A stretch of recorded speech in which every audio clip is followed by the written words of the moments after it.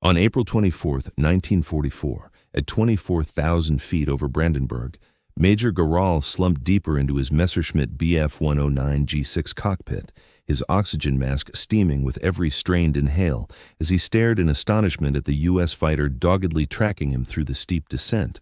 Static buzzed in his headset from the frantic shouts of Jagdgeschwader JG-11's elite aviators, veterans who had dominated Europe's airspace since 1940, now sounding like raw beginners with their desperate alerts. Indiana at 6 up high. He's glued to my tail at 400 km/h. How is he keeping pace? For 3 years, the Luftwaffe had adhered to a rigid principle of dogfighting. American planes couldn't shadow German ones all the way back. They fell short on endurance. They struggled with high-altitude climb rates. They couldn't match velocities up there. But the P-51B Mustang, zeroing in on his comrade's flank, shattered every belief that had shielded Luftwaffe flyers since 1941. Its Packard-built Merlin power plant hummed a lethal tune in the thin air where U.S. Thunderbolts and Lightnings had choked for oxygen. Even 600 miles from its English airfield, this Mustang retained enough petrol for an additional hour of skirmishes, plus the return trip. Garral's instruments indicated just 15 minutes of fuel left to Brandenburg. The equations of sky dominance, spanning reach, elevation, stamina, had flipped upside down in one fateful dawn. The pursuers were now the prey, right above their own stronghold. What Major Garral observed that spring day wasn't simply a fresh U.S. warplane, but the onset of the Luftwaffe's methodical downfall.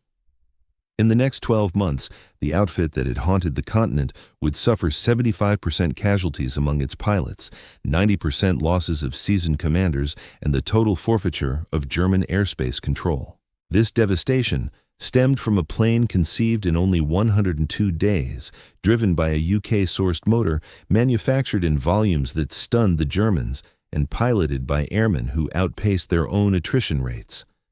The turning point had simmered since August 17, 1943, when the U.S. 8th Air Force sacrificed 60 B-17 Flying Fortresses in one assault on Schweinfurt and Regensburg. The calculus of the aerial offensive had hit a pivotal threshold. U.S. heavy bombers endured 20 to 25% attrition on long-range missions, even as German aircraft output rose amid the strikes. General Lieutenant Adolf Galland, the General der Jagdflieger, had pored over the figures with approval from his Berlin command post. The Yanks were hemorrhaging bombers quicker than they could ready new squads. Every B-17 housed 10 crewmen, 10 skilled experts needing extended training. The Luftwaffe was swapping a single ace for 10 bomber personnel, a ratio that tilted sharply toward Berlin's advantage. The Americans will retreat at Aachen, Galland assured his team in September 1943. Their escorts can't stretch past the Rhine, so we'll mass our squadrons, let the guards peel away, and shred the formations whenever we choose. The plan delivered results. During Black Thursday on October 14, 1943, the 8th Air Force hemorrhaged 60 bombers and 650 lives in yet another Schweinfurt push. The U.S. strategic raid stalled for 4 months. No significant incursions delved far into the Reich. The Luftwaffe appeared to have secured aerial command via nothing more than terrain. Unbeknownst to the triumphant German aces, a remarkable fusion of design brilliance and manufacturing prowess was already upending their triumph. The North American P-51 Mustang originated from a Royal Air Force specification in April 1940. It was engineered in just 102 days, with the first model airborne only 149 days post-contract, a pace unmatched elsewhere. Early versions, fitted with the Allison V-1710, underperformed beyond 15,000 feet, the exact zone for protecting bombers. Yet in April 1942, Rolls-Royce flyer Ronald Harker proposed installing the Merlin. Pairing U.S. airframe finesse with British thrust yielded the conflict's game-changing interceptor. Detroit's Packard Motor Car Company had launched licensed Merlin assembly in August 1941, merging American assembly line efficiency with UK craftsmanship. By the end of 1943, Packard churned out hundreds of Merlins each month, each generating about 1,750 horsepower in the rarefied heights where Germans once reigned supreme. Colonel Thomas Hitchcock, the U.S. attaché in London and a Great War veteran, had penned a visionary memo in July 1942. The P-51, equipped with Merlin, will outclass every current fighter globally above 25,000 feet. It boasts the legs to shepherd bombers to Berlin and return. This one machine might reshape Europe's whole war dynamic. On December 1, 1943, a wing of Focke-Wulf FW-190s from Jagdgeschwader JG-2 closed on U.S. bombers around Solingen, assured the Guardians had withdrawn. These were battle-hardened experts boasting thousands of shared kills, but executing a meticulously practiced assault maneuver honed during 18 months of operations. An escort unit peeling off, noted a squadron commander, observing the P-47 Thunderbolts dipping their wings in a parting gesture to the bombers, initiating assault dive. Yet, as the FW-190s tilted into their descent, frantic transmissions burst over their headsets. Enemy escorts remaining with the bombers, unfamiliar variant, holding formation. 8 P-51B Mustangs from the 354th Fighter Group, known as the Pioneer Mustang Unit, had stayed behind to protect the bombers.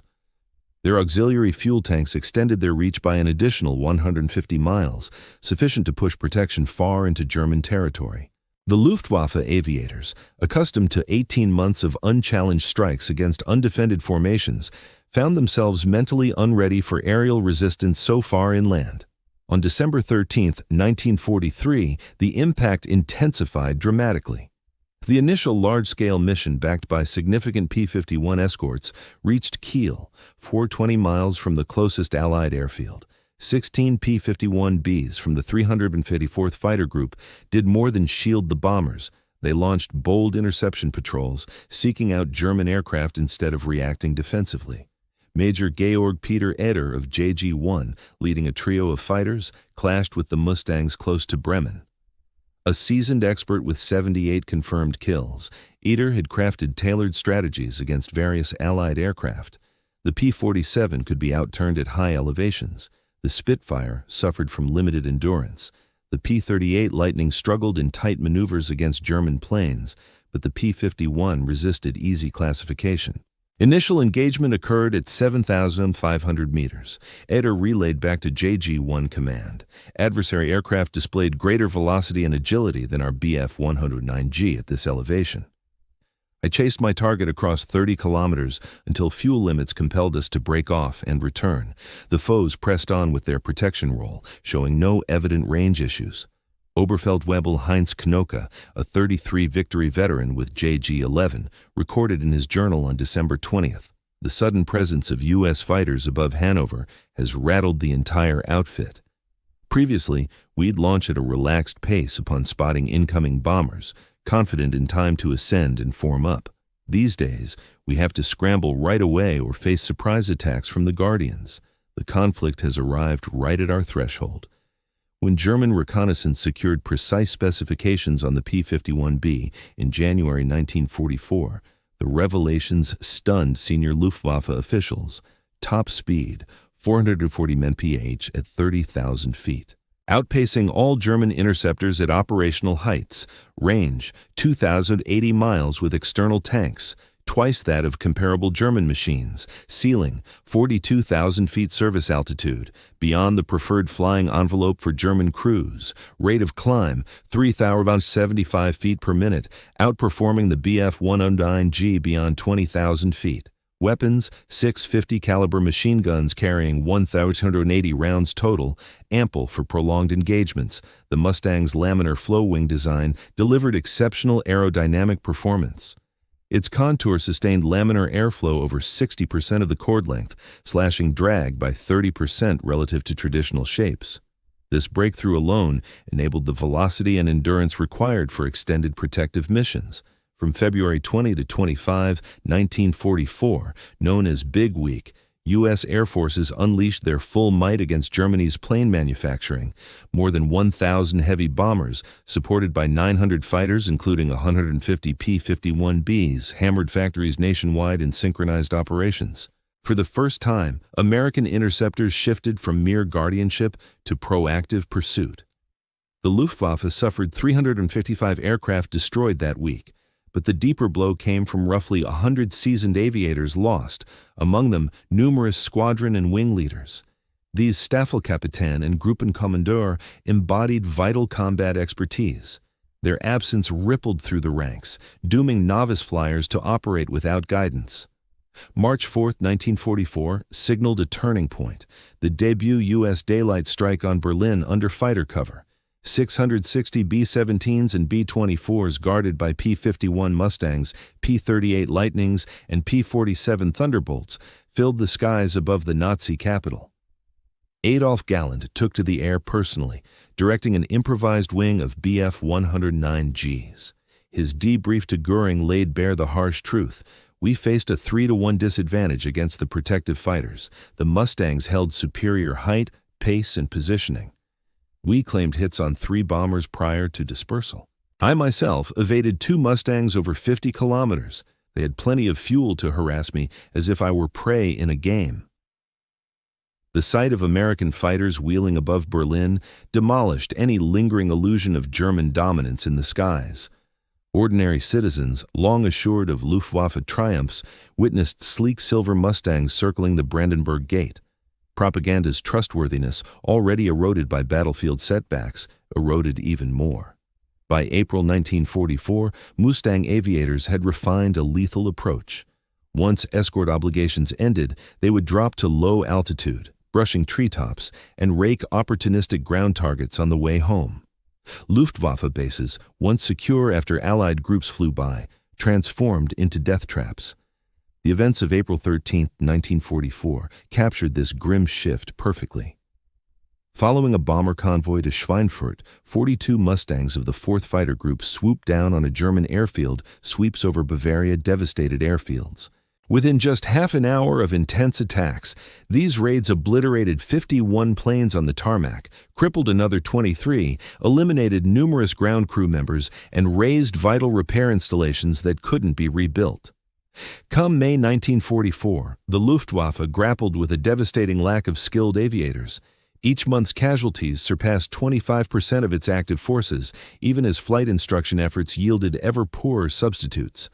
The typical German fighter ace that year logged only 110 to 160 hours in the air prior to facing enemies, far below the 400 hours amassed by their American counterparts or the 220 to 250 hours that German pilots had undergone back in 1941.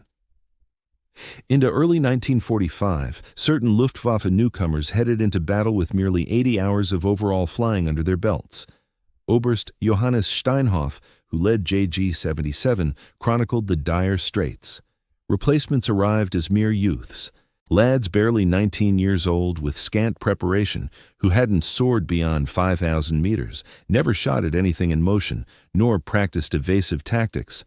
Yet we had to dispatch them toward U.S. flyers, boasting 400 hours of practice, many hardened by prior skirmishes. This gap in proficiency amplified the Allies' edge in combat prowess. Captain Don Gentle from the 4th Fighter Group, destined to notch 21 dogfight triumphs, remarked, "Come spring of '44, roughly half the Luftwaffe pilots we tangled with were straightforward targets. They stuck to rote flight paths, overlooked cloud cover for concealment, and lost composure when ambushed. The veterans remained a threat. Their style betrayed them right away, though such experts grew scarce." The escalated assault on Germany's fuel refineries starting in May 1944 sparked yet another emergency that bolstered the P-51's superiority. Output of aviation gasoline nosedived from 180,000 tons in April to a mere 20,000 tons by September. Practice sorties got slashed, then halted altogether. Missions in the field narrowed to critical clashes alone. In contrast, U.S. aviators ran drills right over Reich territory. Mustang squadrons executed prowls, aggressive sweeps aimed at spotting and neutralizing enemy planes. Freed from fuel worries, American flyers could hover above Luftwaffe bases, poised to strike as foes scrambled aloft, hitting them precisely when exposed. The debut of the Messerschmitt Me-262 jet in mid-1944 sparked fleeting optimism in Berlin. Clocking 540 MEP at peak, the Me-262 outpaced the P-51D by 100 MEPs. The Führer hailed it as a miracle device to upend the sky's balance. However, Mustang jockeys swiftly devised countermeasures against the jets. They lingered by Mi-262 strips, pouncing on the craft amid ascent or descent, phases of sluggishness and risk. The Mustang's extended endurance allowed for such patient ambushes. The jet's edge and tech proved undone by practical hurdles. These machines demanded premium fuel that grew scarce. Their power plants lasted just 10 to 25 hours before overhaul, unfeasible amid fractured logistics. Above all, they needed seasoned hands to shine. Yet the Luftwaffe boasted scant survivors. Standouts like Franz Stigler, who downed 10 P-51s, and Georg Peter Eder, with 9 P-51 kills among his 12 jet feats, notched personal wins, but these tallies swayed no broader tides. For each Mustang felled, scores more materialized. By fall 1944, P-51s turned to dismantling the Reich's logistics web. Flying in full flights, they hammered engines, depots, spans, and waterway gates. The fatherland's industry, reliant on tracks, started unraveling at the seams. On September 11, 1944, 36 Mustangs out of the 357th Fighter Group wrecked 81 locos in one go. The 357th would rack up the most dogfight credits, 595 fairer of any P-51 outfit in the 8th Air Force. Reichsminister Albert Speer jotted in his journal, "Those Yankee interceptors pulled off what the big bombers failed at. Total gridlock on rails. Fuel stays stuck at mines. Components never make factories. Provisions don't hit urban centers." Past the tallies and plans, the P-51's command exacted a deep mental toll on Luftwaffe ranks.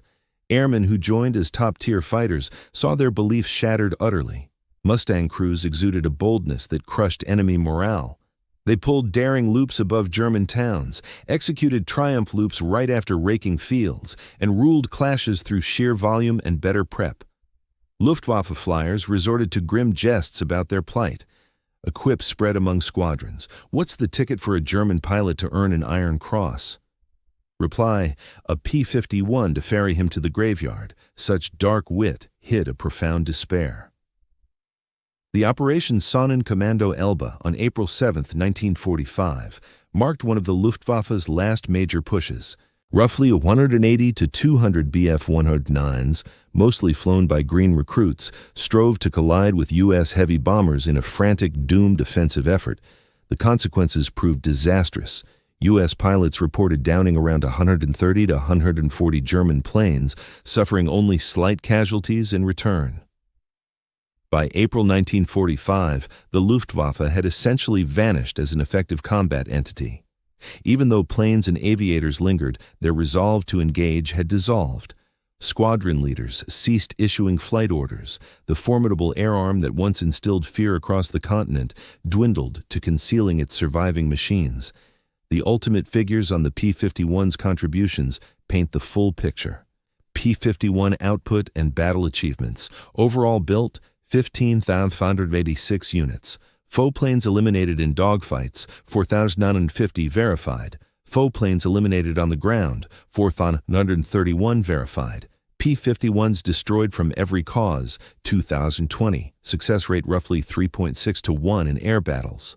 German aviator casualties on the Western Theater in 1944, more than 8,000 dead or missing. From January to May 1945, over 3,000 dead or missing. The entire cadre of German fighter pilots lay in ruins. Luftwaffe operational fighter numbers. Early 1944, about 1,600 ready for action. By June 1944, 1,480 ready for action. January 1945, 1,000 ready for action. April 1945, 325 ready for action. Flight training durations. U.S. aviators 1944-45, exceeding 400 hours prior to frontline duties. German aviators early 1944, 160 to 220 hours. Late 1944, 110 to 160 hours. In 1945, some dipping to just 80 hours. Experts in military history consistently credit the P-51 with securing Allied command of the skies. The U.S. Strategic Bombing Assessment determined that the P-51 fighter, above all other individual arms,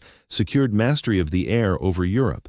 The P-51 enabled three vital successes: sustaining the daytime precision bombing offensive, gaining sky control ahead of D-Day, and methodically dismantling Germany's rail networks and fuel facilities. North American aviation's manufacturing feat merits acclaim. At its height, The firm delivered a finished Mustang roughly every 90 minutes. The facilities in Englewood and Dallas collectively hired tens of thousands of laborers, with women making up 40% of the staff. This output triumph stood in sharp opposition to German industrial efforts. Although precise German output data are contested owing to missing documentation, it's evident that U.S. fighter fabrication vastly outpaced Germany's capabilities. America alone turned out more P-51s than Germany managed across every type of single-engine fighter during 1944-45. The U.S. aviator preparation framework emerged as crucial as the plane design. By 1944, the U.S. Army Air Forces ran one of the grandest instructional initiatives in history. Every flyer advanced via initial phase 65 hours, intermediate phase 75 hours, senior phase 100 hours, and mission-specific phase over 160 hours.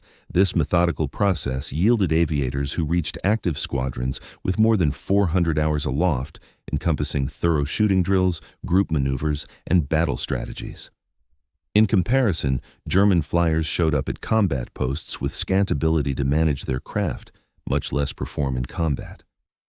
The P-51's legacy reached past the Second World War.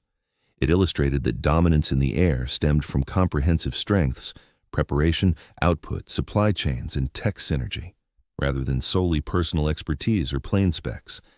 Adolf Galland, a former Luftwaffe top scorer, eventually conceded that the P-51 wasn't outright better than German interceptors in every category. Yet, it excelled sufficiently across the board, built in massive quantities, piloted by skilled operators, and backed by endless supplies. Such synergy proved invincible. During a 1975 NATO gathering, General Günter Röhl, a war survivor with 275 triumphs, pondered the P-51's effects.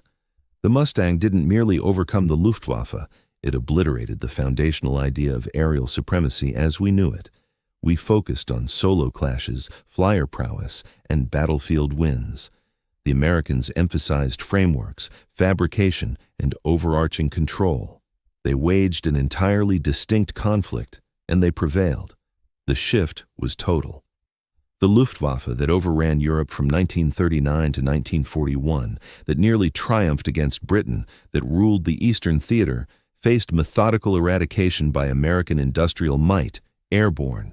The P-51 Mustang served as the tool of this downfall, yet the real force lay in the civilization that forged it, a civilization able to conceive an airplane in 102 days, assemble over 15,000 exemplars, educate thousands of aviators to elite levels, and deploy that might across seas for absolute sky command.